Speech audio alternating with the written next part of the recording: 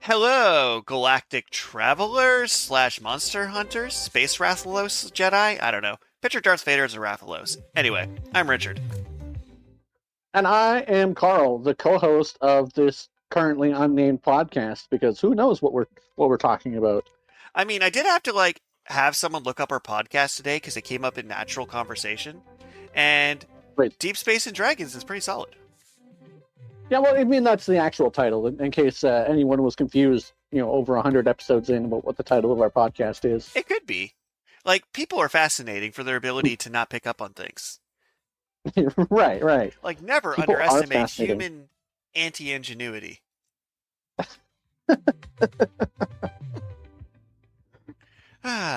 So this is normally I ask what's new with you, but I want you to ask what's Uh, new with me first this time.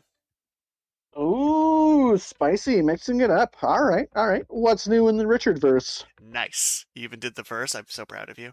So, having wrapped up my semester for whatever our audience is listening to this, I've stumbled my way into having a bunch of things to do this week. Ah, So, to those uninitiated, I'm basically in a break between my bachelor's degree and my master's program. mhm. And one of my good friends was saying, you should come to this gala because it happens every year and it's our last year and we're graduating. And I said, Mm. I'm cheap. So Right. I now have a ticket. So now that I've been given a ticket, I must go to this gala. Because the problem with using the Right. I'm cheap defense is if someone then gives you a ticket, you can't really. It's game over. I've been trapped.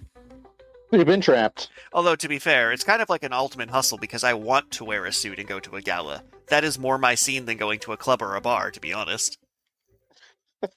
Fair. I'm more likely to succeed at waltzing than I am at. I can't even think of a contemporary dance. I was about to say Gangnam Style. That shows how unqualified I am for this. So wait, are you gonna wear your green Riddler suit? I am considering it because it's Easter, and this gala is Thursday night. Yeah, all right, all I right. think I could, right? I think if I go green suit, purple undershirt, I could get away with it Yeah, with a pastel tie. But I might just wear a suit because it's a gala. But I think I'm gonna go green vest either way. So there's a little bit of that there. yeah. But so like what even is a gala? So a gala can mean many things. In this Hmm. context, for the student union put redacted college putting on this gala, it's you pay your $50, you get a Hmm. nice, you sit down, have a nice meal. There's an open Hmm. bar, and you Ooh. dance and chat, and it's not overly loud. So it's more like a classy dancing situation. Picture a wedding, actually. It's a wedding, but no one's getting married.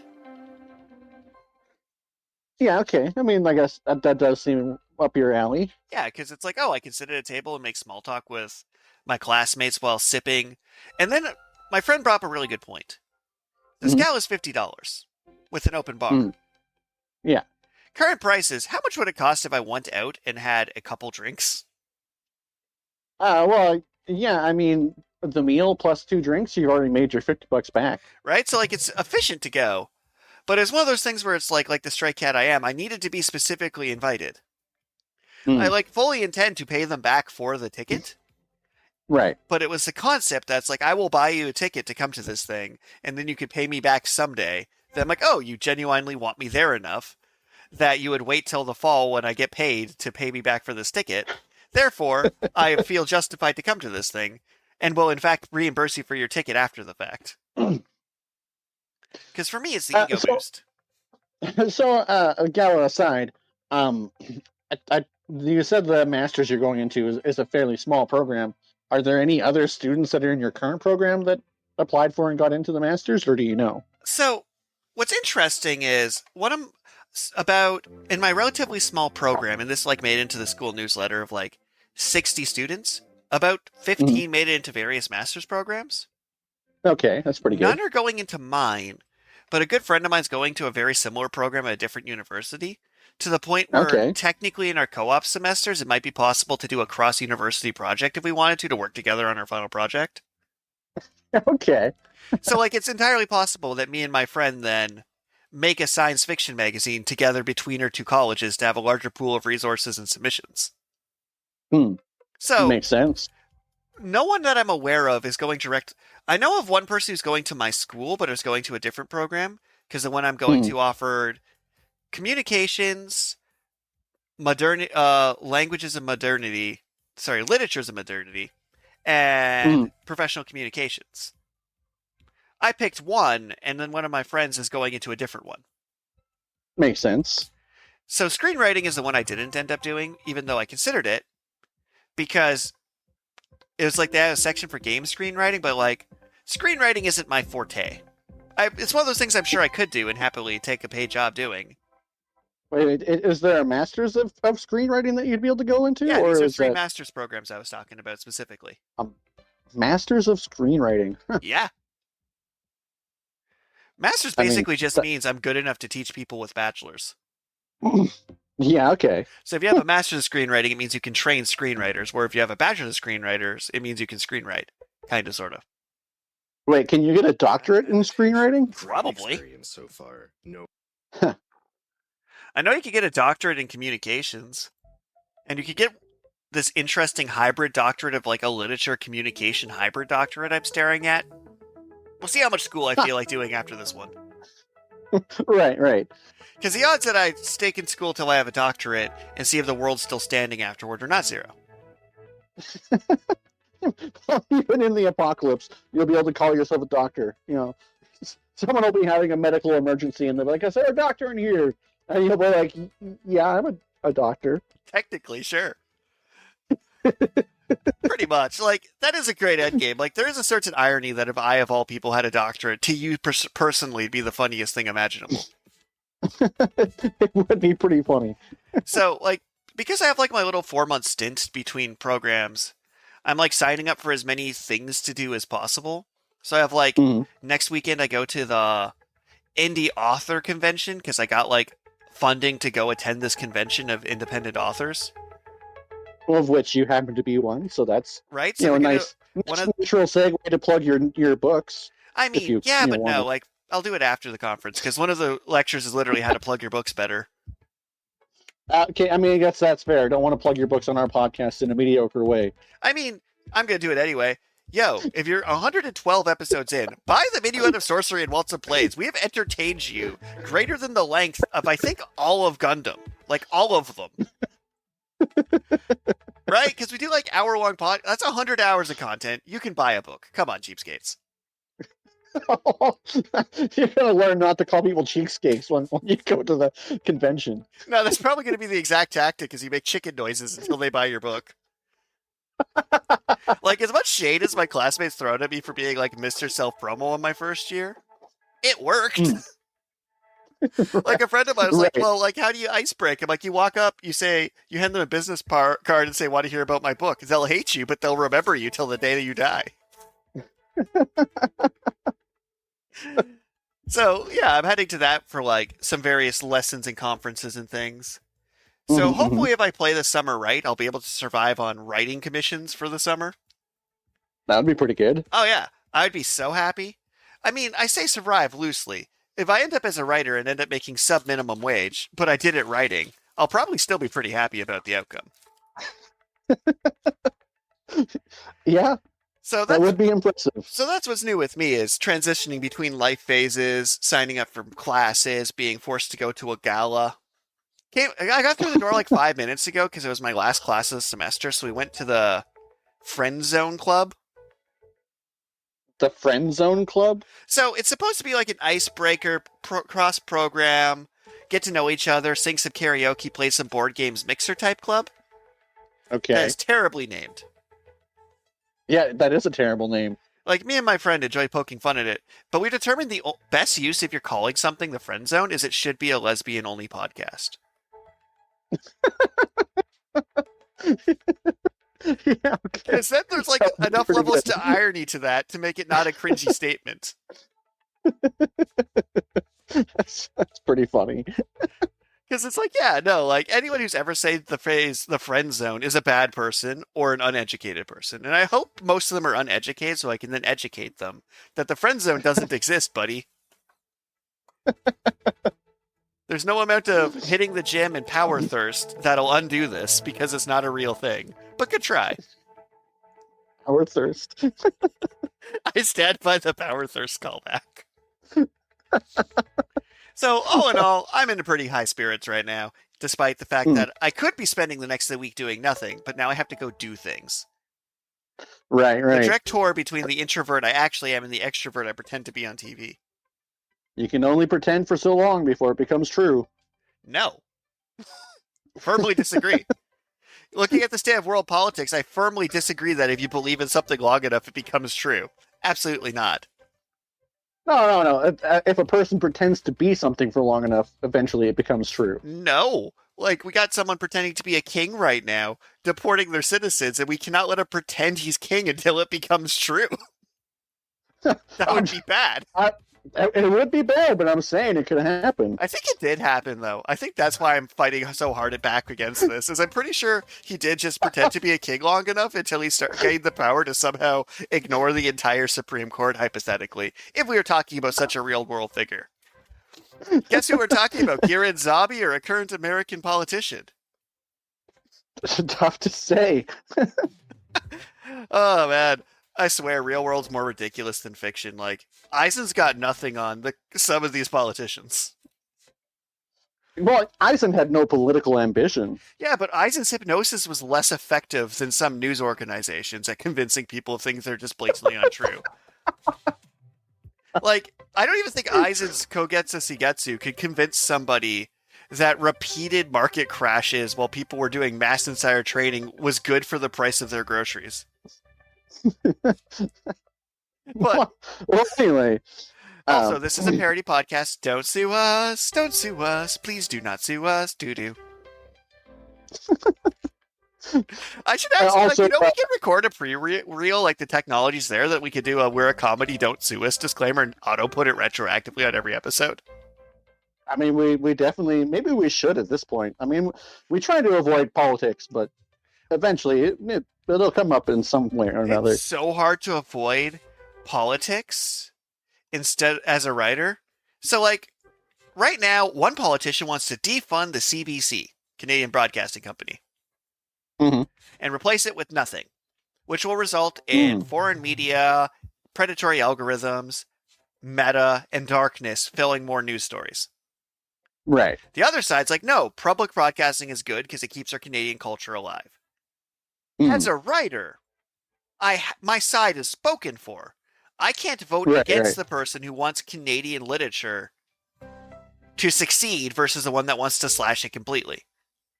Because CBC does a lot of book publishing, book promotion, radio promotion, and probably employs some of the most creatives in Canada of like any business. And the arts need funding from the Canadian government or they die, and we don't have arts. And if we don't have arts, we get culturally indoctrinated, and then we get aforementioned people talking themselves into being literal god kings. Right. Coming out saying, my physical says I'll live till I'm a million, despite being visibly fat. So, it's like, it's so hard. I personally, like, I try and keep my social medias and things anti-political. One party's going to fund me, the other one's not going to. I think I have a vested interest, and there's not a whole lot I can do to stay partisan on that one. That is fair. Like, imagine if you're in my situation where one party will give a tax cut to small business owners and pizzerias. And the other one's going to defund pizzerias, ban them, and deport you for working at one. Who are you voting for? Because they say that pizzerias, quote, encourage people to be corrupt. That would make my vote clear. Pretty easy, right? They made it easy for me. But I digress. That's enough about me for now, I suppose. What's new with you? Keep track of all my.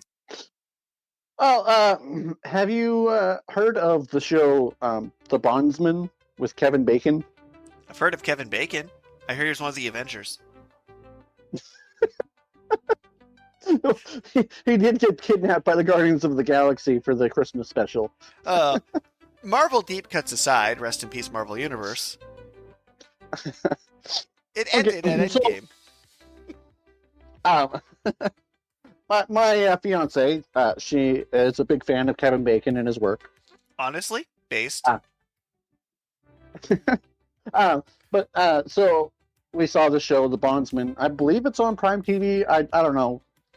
We have so many streaming services. I never know what's on what. We just I don't find really stuff want to and make watch a it. Canadian streaming service that's just Canada TV, that's just Canadian content that's clearly labeled. That would be pretty excellent. We could sell people house infos again.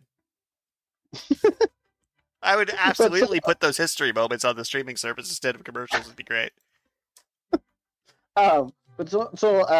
We decided to watch the first episode. We ended up watching the whole series, but That's because there's usually only a one good sign season, or a really bad sign.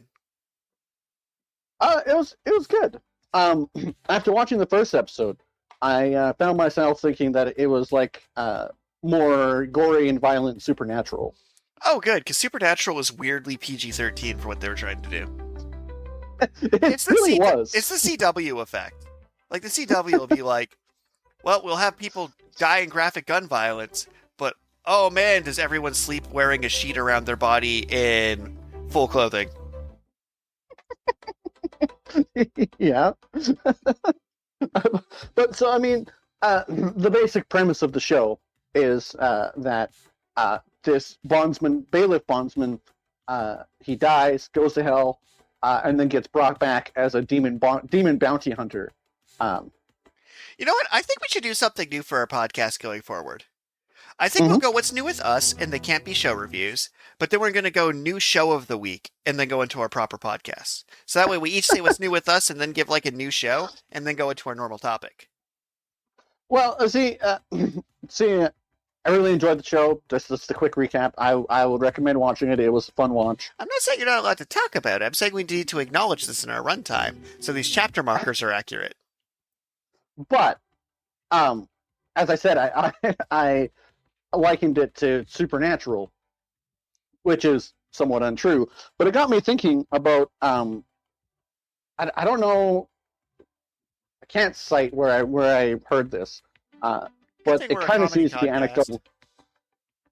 It seems to be anecdotally true that markets for cinema don't want something new. We want reboots. We want sequels. We want spin-offs. Well, it's just a safer financial investment to pitch to your backers. It's never been about us. It's a movie studio can get their funding easier if they know they have a certain guaranteed audience. That's it. That's all it is. Yeah, I mean, I'm wondering, because it almost seems like it's some sort of like Stockholm syndrome where the mainstream media, the mainstream audiences have come to believe that is what's good for us are these reboots and remakes. And I'm going to have to give my hot take and stop you on that one. So here's what's actually happening with these reboots and remakes. And I would bet hypothetical money on it. I have a bachelor's degree now. I know things. So okay. Here's what I think's happening, and I'm going to put the disclaimer. This is just my theory. When you go to make a movie, no one ever uses their own money for anything anymore. Like, you know that billionaires just borrow money based on their assets and then borrow money to pay out the money in an infinite circle so they don't pay taxes. Right. So no one owns anything and no one buys anything. When you go to make a movie these days, you don't pay to get your movie made. You pay investors to invest in your movie. If you have an existing IP, you can show those investors numbers and projections, right? So if you say, Iron Man 3 gave this much money, let's do Iron Man 4 or Iron Spider, and we can assume Iron Spider would fall somewhere between Iron Man 4 and Iron Man 1. Now, it doesn't actually matter if the movie does that good. What matters is that the investors will give them the money to make this movie so they don't have to use their own money to make this movie. Which is why we're in this basically proto-AI slop of regurgitating concepts, is you can pitch an existing concept. Even when pitching new novels, you're recommended to go X property, XX property as your pitch. Like, my new novel is Ghost in the Shell meets, I don't know, The Canterbury Tales. I think that's the actual one I used in class. Is my new novel...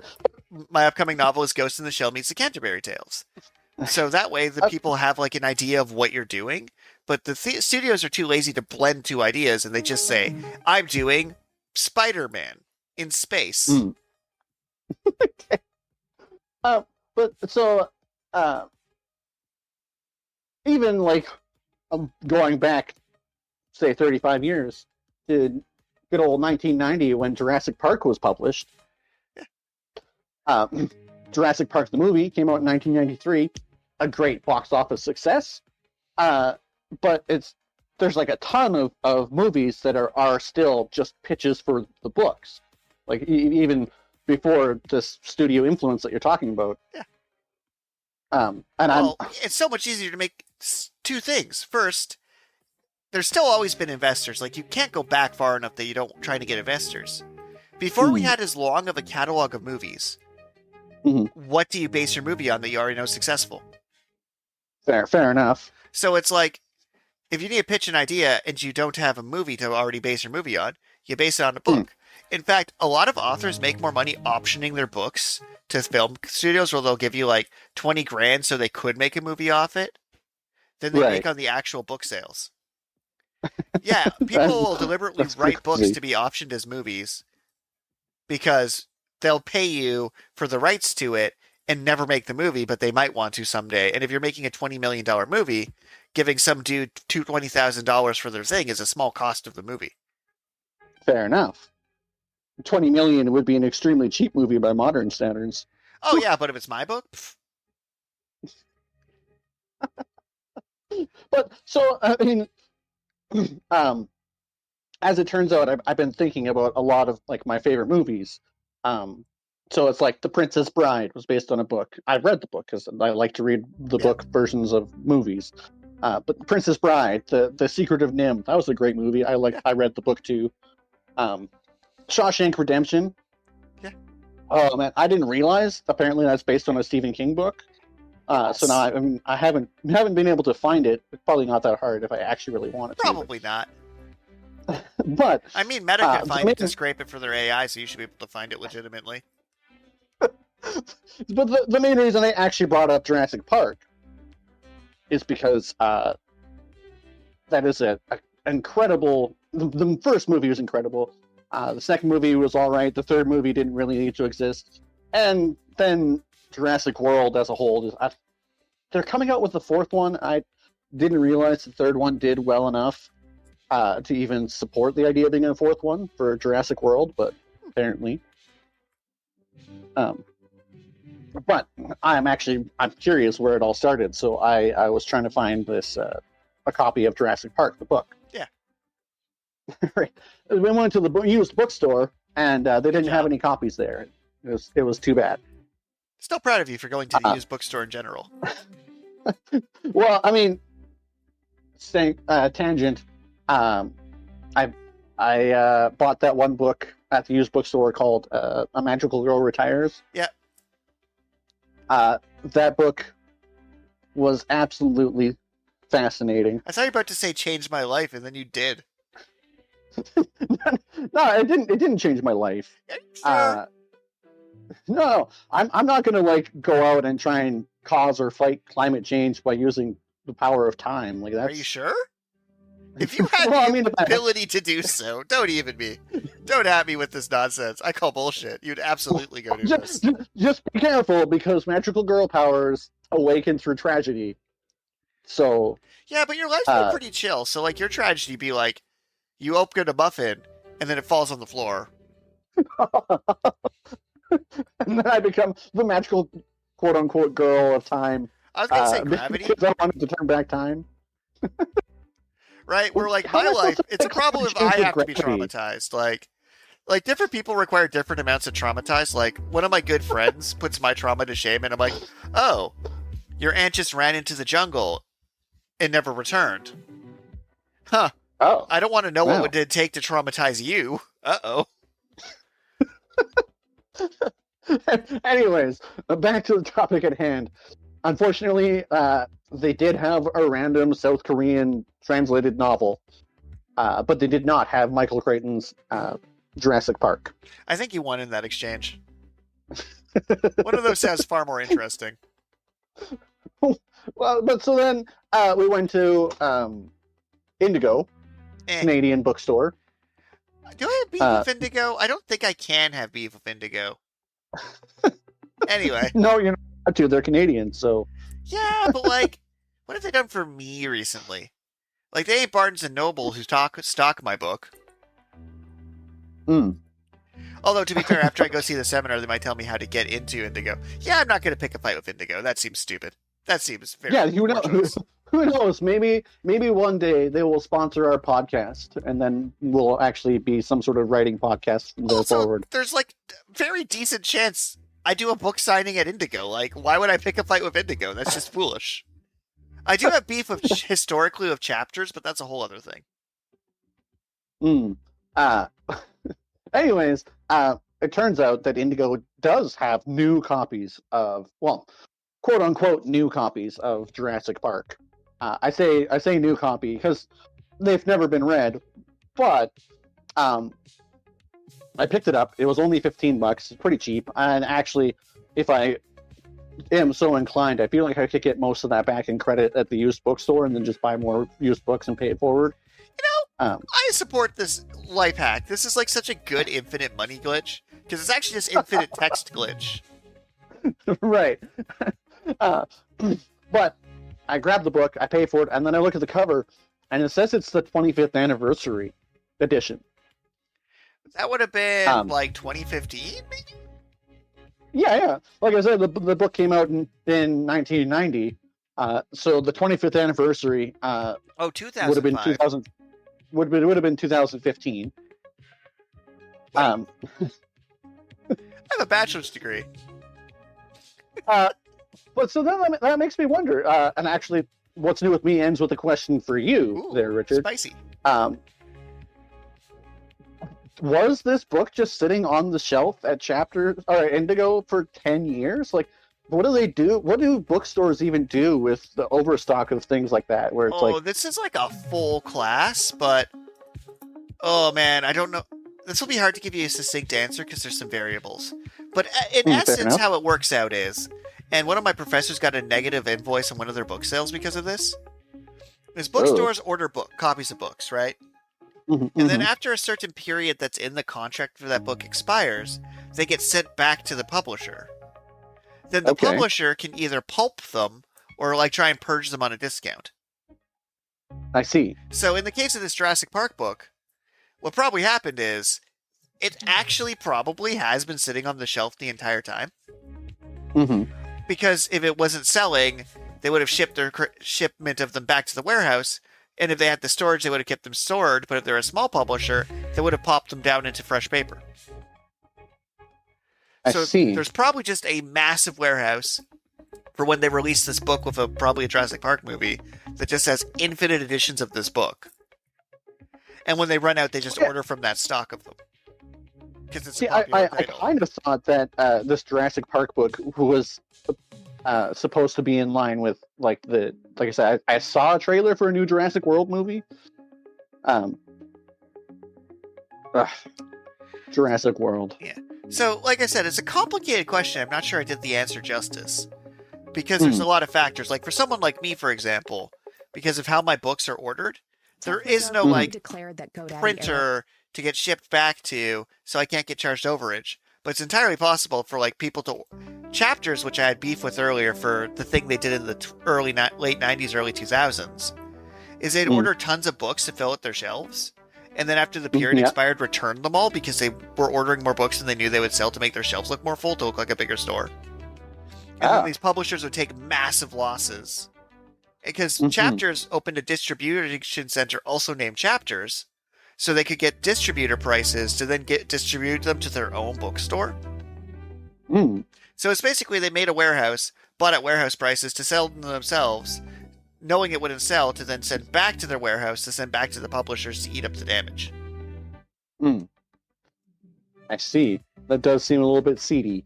And I think I might be paraphrasing this, because like I said, it's weirdly complex, and despite this being a degree in publishing, I'd have to look into the specific story of this book and the specific story of this Indigo to give you the correct answer, because it is a surprisingly complex process.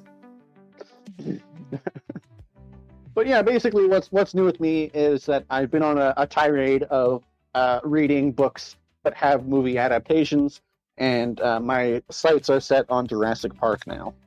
Nice. But yeah, so Man, I really feel like I didn't answer that question justice, but it's true that, like, for, like, something like if a smaller press, like, Redacted Press that one of my professors works at, sent out, like, 50 books to Indigo, a time period would expire where they want to pull those off the shelf and put something else on because they're not selling. And it's in the contract of what that period of time is for them to send that book back, so they can then stock 30 copies of Twilight in its spot. And then the publisher, if they're too small and don't have the storage to hold all of their books ever, will then like try and flash sale them and sell them. And if they still remain, to not eat up the storage cost, they'll literally cut the covers off the book and send them to super bulk stores, or literally pulp them back into fresh paper. Yeah. Yeah. Okay. Yeah, that's just your book lesson. I hope that did that answer your question?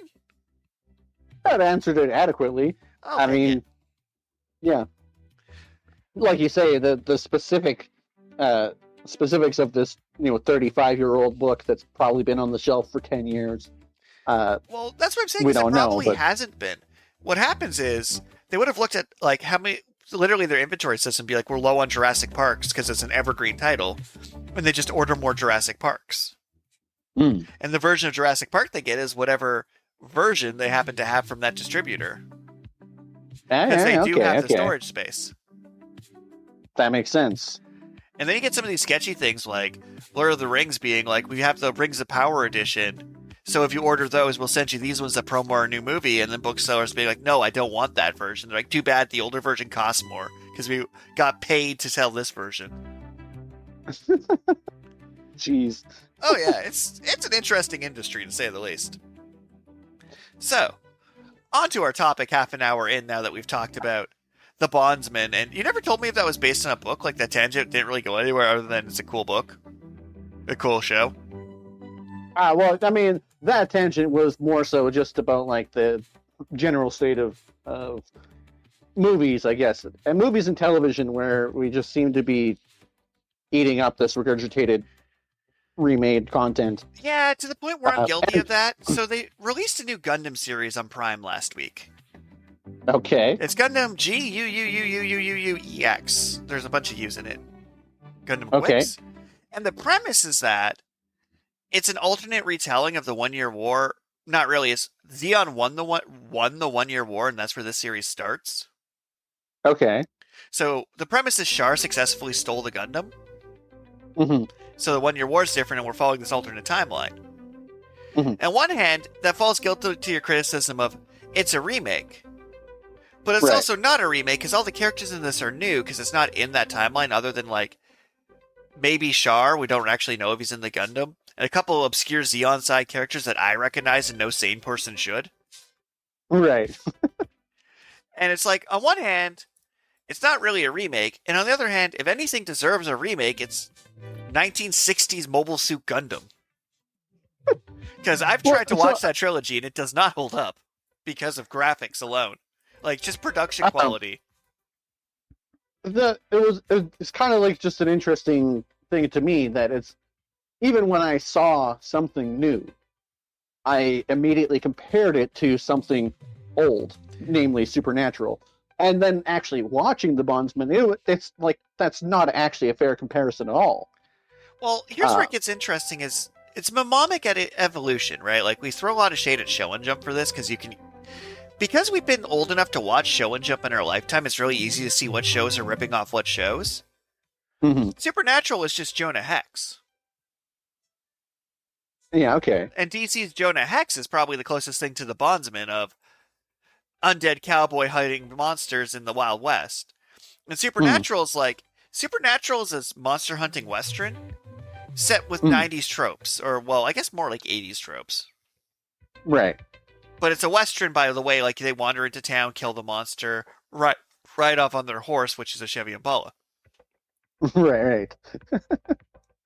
So I'm not surprised your brain instantly went there, but that's just how your brain sorts information too, right? Like, I could be like, Freeren's like Lord of the Rings about autistic elves. It's like, no, it's not. Not every fantasy is Lord of the Rings. In fact, most fantasies aren't Lord of the Rings at all.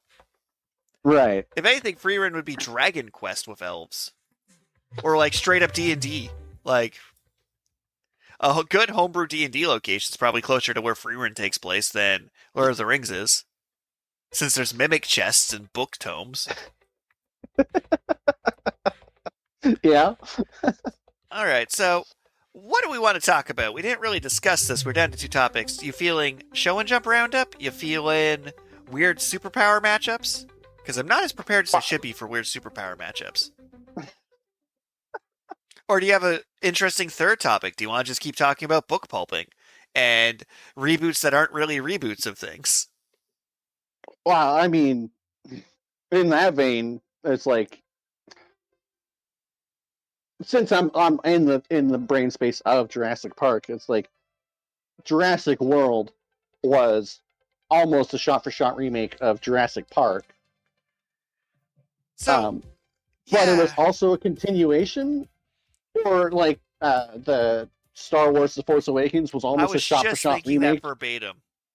Yeah, almost a shot for shot remake of A New Hope, but it was still like a continuation sequel, and it was like I don't I don't know how many more examples there are of that, but that's kind of a weird trend where it's like a reboot sequel. So, like the reboot-Quill, yeah, I'm going to call it a reboot-Quill.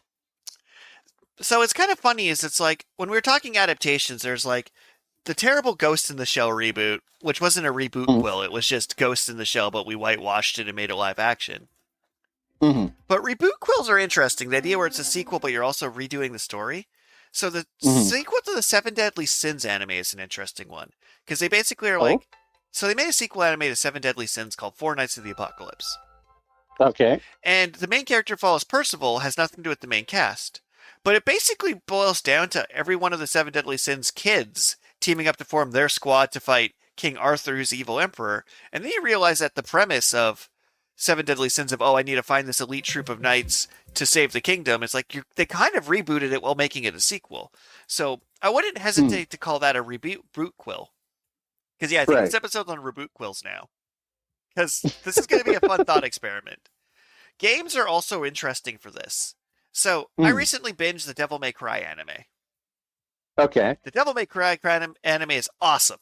There's a scene, and I'm going to have to use up my F-bomb here, where the show knows it's doofy, Right. and it knows it's trying to be edgy, which is why it has Linkin Park sing the OMV when it opens.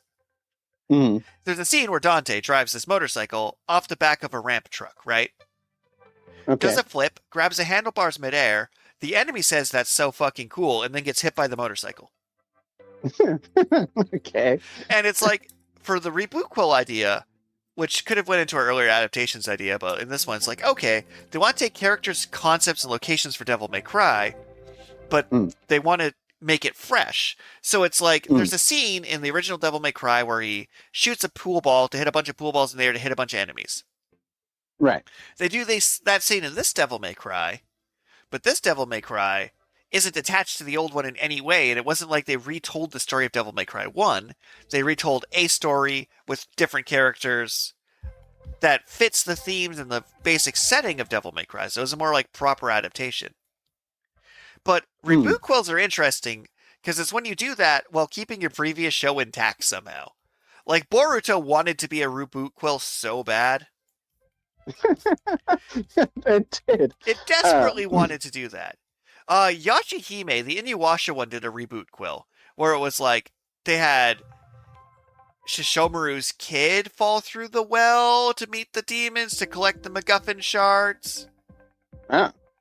So like, it was like a sequel, but like they literally magically sealed away all the characters that'd be strong enough to just solve the problem, so they just had to like go on their adventure. It wasn't as good, but I think it would fall in reboot quill territory. I was actually really disappointed in Yashihime for a dumb reason. Okay. So Inuyasha had slow pacing and was shockingly violent. Right. The sequel show had fast pacing, where like every episode, instead of it being like one episode, it was one episode thing happened instead of Inuyasha's 2 episode things happen. But like the slower pace is good for building like anxiety and horror in a way. I'm not saying Inuyasha was a horror series, but I'm saying giving the like mad switching doctor a couple episodes to breathe kind of like made things unravel at a pace. So Yashihime is running through the show, but also it just doesn't have blood in it. Ah. Just doesn't at all. Like no one ever bleeds or gets injured, and I'm like, all right, Inuyasha wasn't the edgiest show in the world, but you're a direct sequel. You should be as violent as the original. Yeah. So it's like his attack where he like cut himself and threw blood blades was just like it was just like lazy particle effects. I'm like, why do you look worse? And you watch it wasn't a high bar. The bar for quality that was in Iwasha was on the floor. Why is this lower quality? So does Rurouni Kenshin or any of those, like, because it's been redone a few times, hasn't it? Well, Are any of those reboot-quills, or are I those would all just say reboots? if we're going reboot-Quill, you know that last chapter where Yashishiro runs out as like the new Kenshin and doesn't want to draw a sword and catches someone's sword in their hand? Okay. That felt like it was heading in that direction. But you know Hmm. what's a reboot-Quill? The fourth Matrix movie. That's a perfect example of this trope. A perfect example of how, well, most often the reboot-quills Or aren't bad. actually as good as the original. Like, that's Because it's like like, people don't want to yeah. watch a shot by shot remake. So making a sequel canon but hit the same plot beats, like I see the strategy. But also they Mm. forgot to have like Keanu do any cool martial arts. He like force pushed people for the most part on the back of a motorcycle. Well, I mean, that might also have been due to scheduling conflicts because he was like so busy doing martial arts and stuff for John Wick at the time. Also, there's no reason to release a Matrix movie while John Wick's still going. That's just a mistake. I agree. Well, and then it's like, I can tell you the basic premise of all three Jurassic Park movies, um, and they all kind of follow the same themes about genetic manipulation and whether or not they're trying to profit off of it by every time they go to the island, someone's trying to steal data, genetic information to be able to profit off of these dinosaurs. Um, but so then the reboot-quill, it was like, okay, it was Jurassic Park 1. Uh, Jurassic World 2, I don't even remember what that one was about. I'm pretty sure it was like a shot-for-shot So remake of Jurassic Park 2, I but like I actually don't just thought of remember. a good reboot-Quill though. Oh, Tron Legacy. ooh, Because Tron Legacy was a direct sequel to Tron.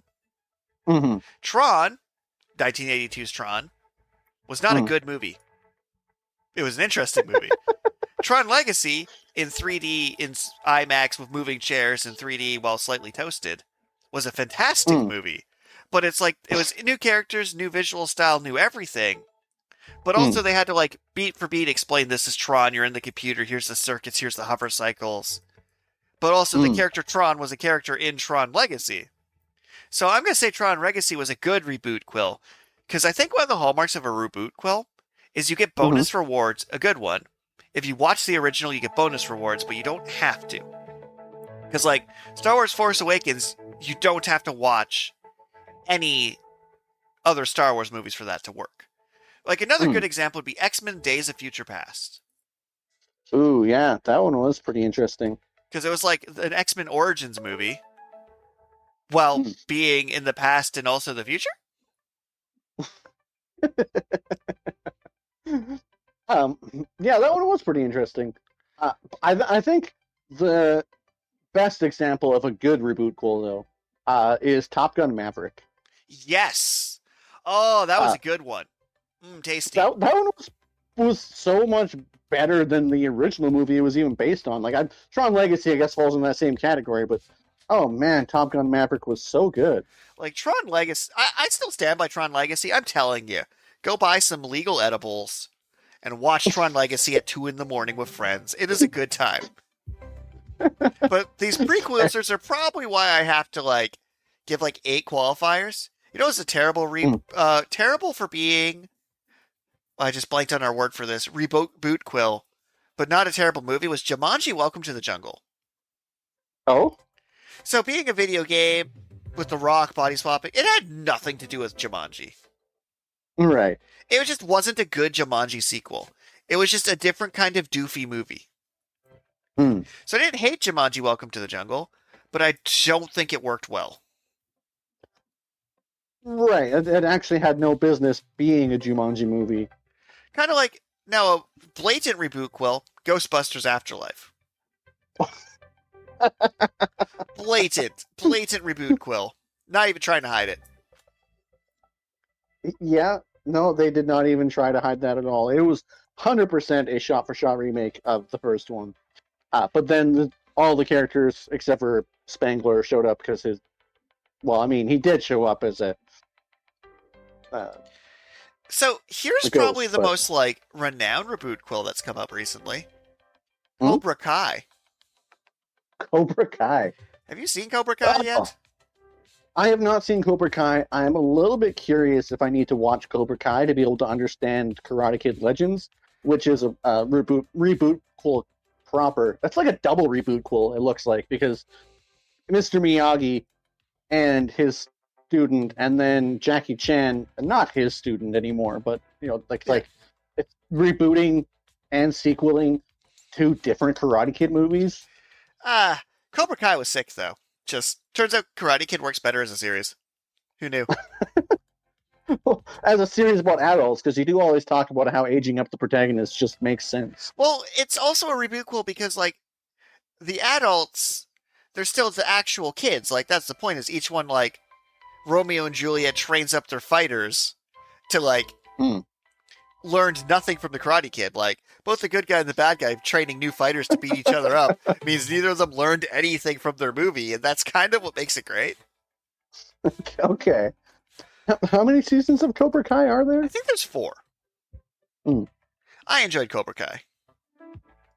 So, I'm just trying to think of some other like reboot quills because this seemed to be like a pretty like tight one. Here's a good one for me that I don't know if you'll have any relation to.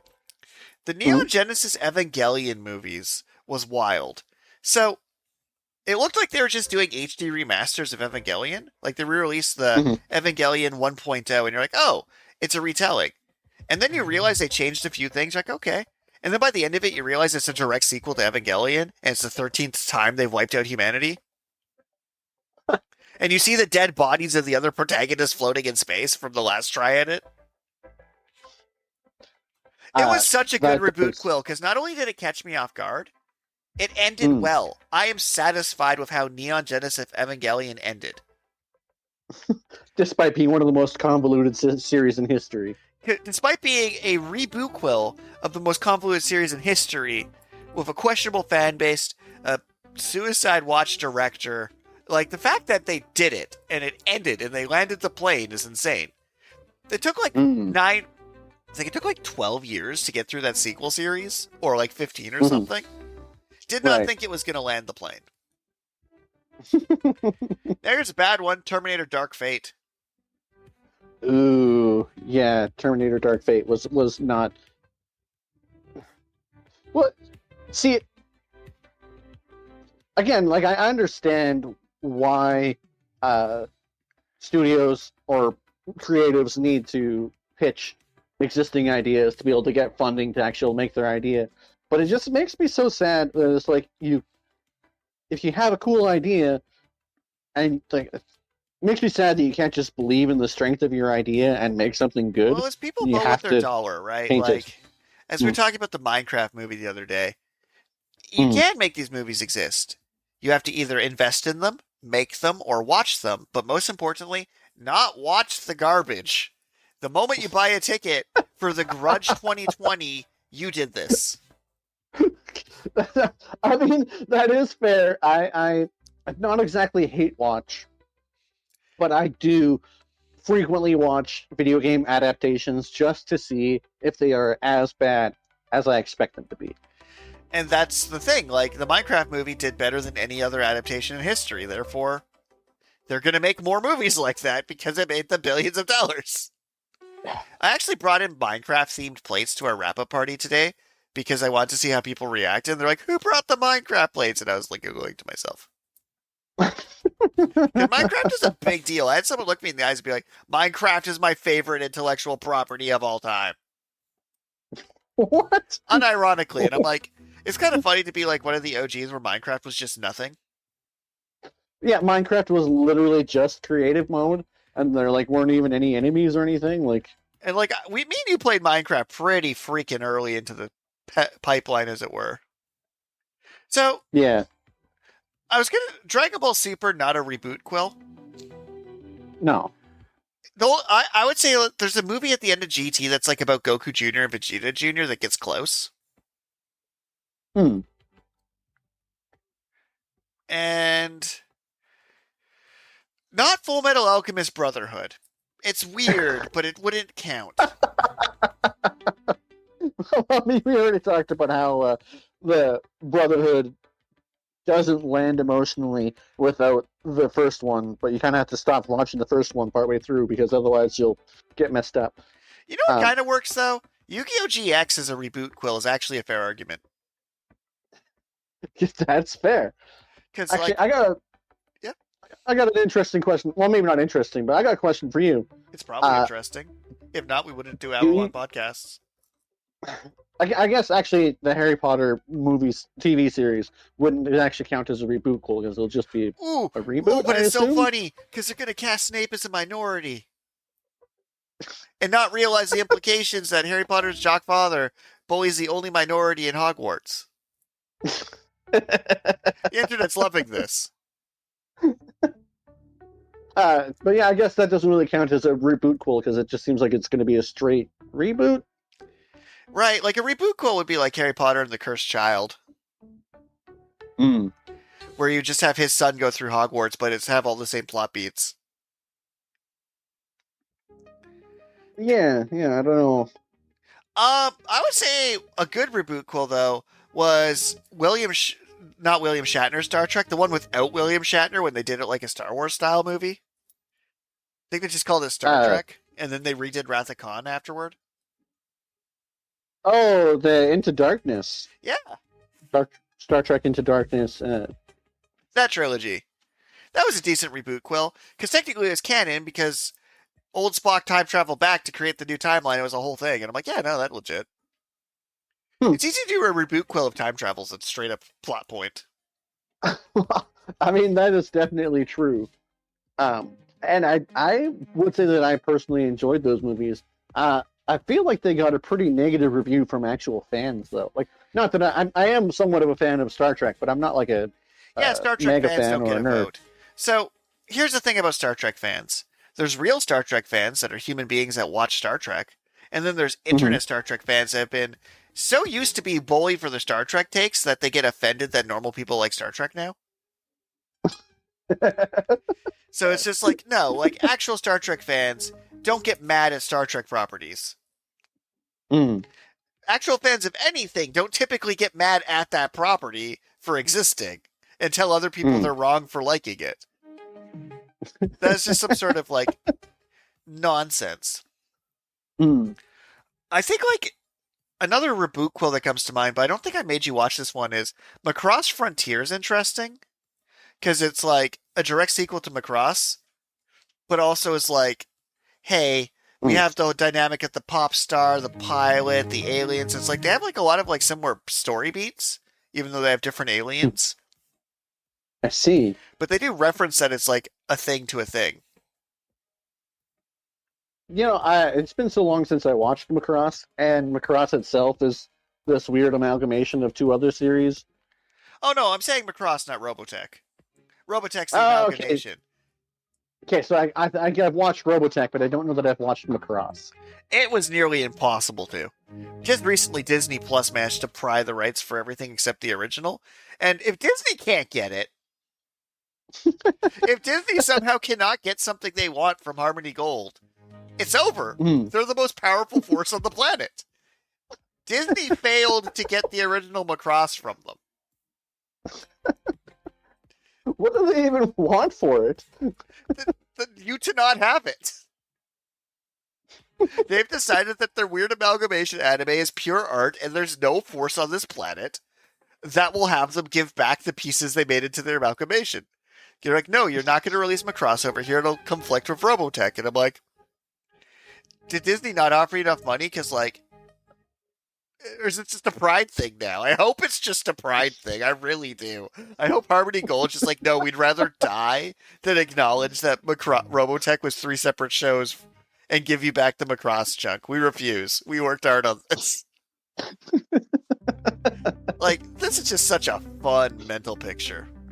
Also, you know what we didn't count as reboot quills, yet there's like constant of them? Every horror franchise that has more than 10 movies. Yeah, there's definitely been lots of reboot-quills of horror Like, movies. I'm failing to think of examples, but like, I'm sure Freddy and Oh, there's Jason must have like reboot-quilled at some point. I know Scream has. Rob Zombie's Halloween movies. Those are straight up. Well, I don't actually. I don't know if they're reboot-quills or not. Like, They Saw might just be reboots. X, I think, was literally there's just a new Saw. That would make sense. You are probably right that they reinvent themselves. Well, because the original actors are like long gone. Well, like Texas Chainsaw Massacre, I think, did it where they had the legacy characters show up, but new teens are the focus of it. Hmm. I don't remember. I've definitely watched the original Texas Chainsaw Massacre, and that was one of the first like 2/3 of the movie was one of the most unsettling movies I've ever seen. Then there was a remake in the 90s, I think. I'll have to look up when the remake was, but I don't think that had any reference to the original. But I do believe there has been another remake, which might be a rebootquel, as you're saying. It's quite possible. I'll have to look it up. Texas Chainsaw Massacre. I do find it funny for Yu-Gi-Oh to make the criteria of all things. Because, like, yeah, no, they reboot-quill it every year. Like, they'll, like, run a Yu-Gi-Oh series for, like, 5 years and then have to refresh it. Texas Chainsaw Massacre 2022. Hmm. So that would be the second remake. Yeah, I'm not counting. Into a conflict with a vengeful survivor of his previous murders. Okay, so that does in fact sound like a rebootful. Gundam Unicorn might count. Because Gundam Unicorn is very close to the plot points of the original Gundam. It is. I mean, the Gundam Unicorn is just straight up the replacement for the Gundam, right? Yeah.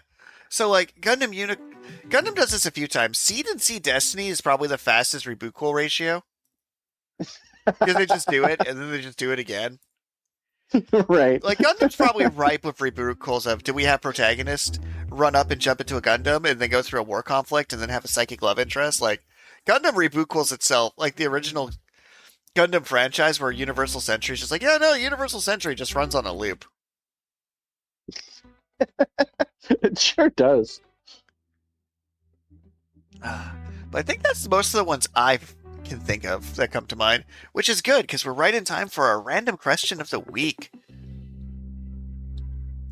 I love random questions. It's like, Did you solicit any of your viewers for a random question?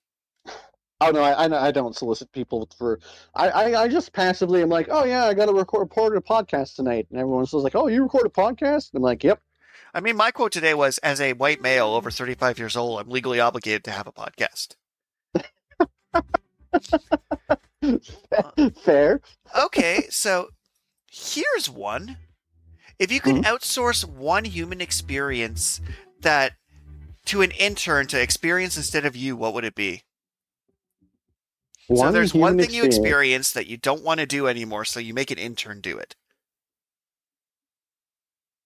Make an intern do something that I have done. Oh man, I'm having a hard time wrapping my head around this All right, question. so the question is, and I'll have to give an example, is so you have the aspects that are you, Karl the person, like you eat, sleep, brush your teeth, go to work, etc., etc. You can take one aspect of your life, like eating lettuce, for example, and then make an intern have to eat lettuce for you so you don't have to because you've outsourced it.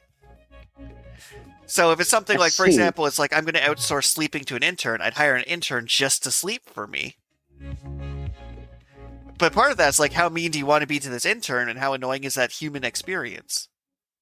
Because I mean, like having an intern, think of it like a Shadow Clone thing, where the intern does the task, and then it gets done on you, magically updated. Like if the intern flosses for me, then my teeth would be flossed. Yeah, okay. But remember, though, it's an intern, and they're not paid, and they're getting trained and experience, so be kind to your intern. Don't just be like, pain. No. I I like pets. I like animals. Um, but I personally feel like I am not a particularly responsible pet owner. Like I don't have the time and bandwidth to dedicate to an animal that it deserves. So I personally just like my fiance. She wanted a cat. I was like, I will love that cat. I will pet and cuddle that cat. But I'm just a But it's your terrible. cat. Yeah, it is her cat. Yeah. Whenever the cat does something that she doesn't like, then the cat is my cat. But that's, anyways. I would outsource pet ownership. Okay. Which is funny because that's the thing you could actually outsource to an intern. Yeah, but I mean, like, it wouldn't be unpaid in this hypothetical situation. Where for the human experience I'm outsourcing to an intern because I'm less of a good person than you is absolutely morning yoga. So some people love that. And it would be good for my body. So I'm making this intern do morning yoga so I get the benefits and they don't. Because they're being paid, like they're getting paid in experience or even paid if I like have a company in this scenario, and they're just doing my yoga for me, so my bones and joints and things are all nice and stretchy, without me having to do the work. And here's our second random question. All right. Which fast food chain has the energy of an ex who won't stop texting? Which fast food chain? I would say, okay, so the energy of an ex that won't stop texting. So something that you don't want, but you used to love. Subway. But it's everywhere. Subway is a pretty good answer. They're just everywhere, and they're like, want a foot-long sub for $20? I'm like, no, I don't. Drop that down by a quarter. And they're like, this is why we broke up. I'm like, no, we broke up because you took all my money and left me. I am fine with this hypothetical divorce with Subway. And if Subway wants to sponsor this podcast, maybe you'll give me a sandwich a quarter of the price it is currently, and we can talk. Well, see, the problem is... you still enjoy Subway? You didn't break up with them? Well, I mean, I can't use the same answer as you. Right. Subway is like... Subway's the perfect answer. Nice. Because it is something that I see advertised regularly, hence the text. Yep. But it is something that I don't have very often. There's a Subway in every small town in Saskatchewan somehow. Yeah, I mean, like, I much prefer Quiznos. Yeah, because it's better. So it's like Subway's only advantage was price, and they just lost that in the sandwich race. I prefer Firehouse subs, personally, but... I was disappointed by Firehouse subs here in Saskatoon. Because it was just better out here? Well, I mean, this is a complete tangent, but I went to Firehouse subs, and I thought our podcast? Wild. And I thought that they would have cheddar broccoli soup, but all they had was chili. Ooh. And it's like, okay, that's sad. All they have is chili. Although, to be fair, chili in a Firehouse is completely rational. It's rational, just not what I wanted. And then it may be because it was still a fairly new location, but we stood there for probably a half hour, and it looked like there were like 20 people, and it looked like they were all working, they were all doing whatever, but sandwiches just weren't being made. I don't know what they were doing, but it was just like, it just took forever. And everyone looked busy, but no one seemed to actually be doing anything. I'm not going to lie, if this was your pick for an ex, it really sounds like you fell out of love with this person and it was brutal. This is an ex you're not over. Well, I mean, I only had Firehouse subs one other time, and that was when I was in Toronto. It was delicious. It was delicious. They had cheddar broccoli soup. The sandwich was piled high with cheese and meatballs. And I mean, I guess the sandwich last time I went to Firehouse subs wasn't terrible. It's just the overall experience was like, oh. But yes, to the original question. Energy of an ex that won't stop texting. Pizza Hut's pretty aggressive with their advertisements. There just always is one in my inbox. Yeah, yeah. I would say, um, for me, partly because I eat so much pizza all the time at Yep. my workplace. But pizza places in general, they have tons of advertisements. Like Little Caesars, ugh, Fair. Very fair.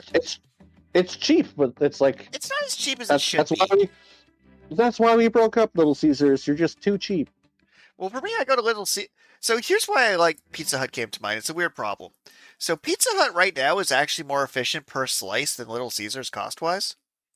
Oh, really? Yeah, so it's like I'll order like the Pizza Hut triple box, whatever. That's like $40 for three medium Uh huh. pizzas, and then I'll order Hmm. like three Little Caesars pepperoni, and they'll be like $12 each somehow, and then plus tax, it'll Hmm. still hit $40. I'm like, well, I'm gonna get the good pizza Yeah. Okay. for basically the same price. Like Pizza Hut had this dipping pizza, which was like a rectangular pizza cut into strips with like four different dips.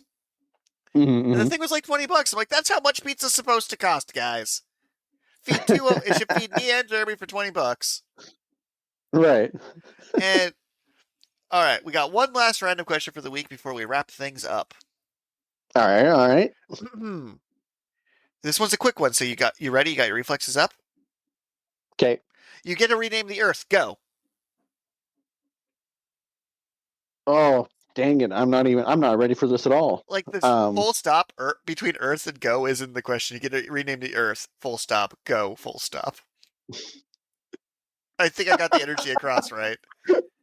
I get to rename the Earth. Um. So I have two options, and I'm going to pitch them both to you and tell you what you think. Okay. So option the first, if I just name it Donald Trump's big shiny orb, that might satiate Yeah. his ego enough that he goes away. Okay. Okay. And option the second, I kind of want to name the Earth Karl with a K. I think it'd be really Uh, funny to someone would just wake up and it's just the planet Karl. I'm gonna go with gnome. Nope. Um. Okay, that is a deep cut. I see what you're putting down. Like I briefly considered Terra, and I also Mm. considered the digital world, but I think I'm just going with calling the planet Karl. Oh, what was it? It was. I think it was. It was a space movie. Titan AE, I think it was, where they named the planets like, what are we gonna call it? I'm thinking New Earth. It's like Bob, and then it's like New Earth brackets Bob brackets. Can't name a planet but Bob. Watch me. but yeah, I would go with gnome. Depending on what mythology you're going with, gnome is an earth spirit, so it'd be funny for gnome to have gnome powers. I appreciate it. Like, there's just good stuff that happened here. It's a good answer. And thank you everyone for tuning in to Rich and Carl Presents Deep Space and Dragons. Buy my book. Like, come on. I thought you weren't. I thought you weren't going to bother plugging your book because you did it mid podcast, but I guess Well, at least this time you didn't call them cheap. to be fair, I had an epiphany like mid sentence where I'm like, you don't have to, and then I'm like, we're over 100 episodes. I think that justifies $4. That feels reasonable at this rate, guys. Come on. It's like that's like the cheapest content you can buy. Like even you think about it, we don't have YouTube ads in our podcast, right? So like Hmm. you can't even watch all of Yu-Gi-Oh! Abridged without paying as much time and energy as our podcast. Like it's a I watch so many streamers and things who are always like, subscribe to my Patreon. Da, da, da. I'm like, no, many of our episodes I don't say anything. I feel at this time they should buy a book. I'm sorry. I can use the money right now to go to galas. Completely altruistic. We just need the money. I'm gonna be honest. Like, if I got a massive psych of sales after this because I do not think that would work, I'd probably be like, "Hey, Karl, I'm ordering you a pizza because you earned it." Oh no, you're gonna order it from Pizza Hut, aren't you? Actually, to be fair, if I was gonna like spend our like ill-gotten gains on book hawking on this podcast, I Mm. think it would be because we're not getting Switch too rich on this podcast. It's not making us Hmm. $1 billion. I think it's Nope. Blizzards. I think I'm ordering us each a Blizzard. Ooh, That feels I like a could go for that. reasonable, like that seems like something solid. I mean, it sounds reasonable, but Blizzards have gotten expensive. Oh Yeah, man. like I need to sell a fair number of books to get us each a Blizzard. Like, damn, Yeah, I mean, you sell one book, you can't even afford a mini Oreo Blizzard. man, why did I choose to be a writer again? Bye. Bye. I enjoyed that the Blizzard tangent had to be in the episode. It's funny though, because I'll check my royalties and be like, ooh, $10, and I'll like go get like food court sushi and be so happy. Do you still get any passive income from your Teespring shop? On occasion, but I usually turn it into more merch. Ah,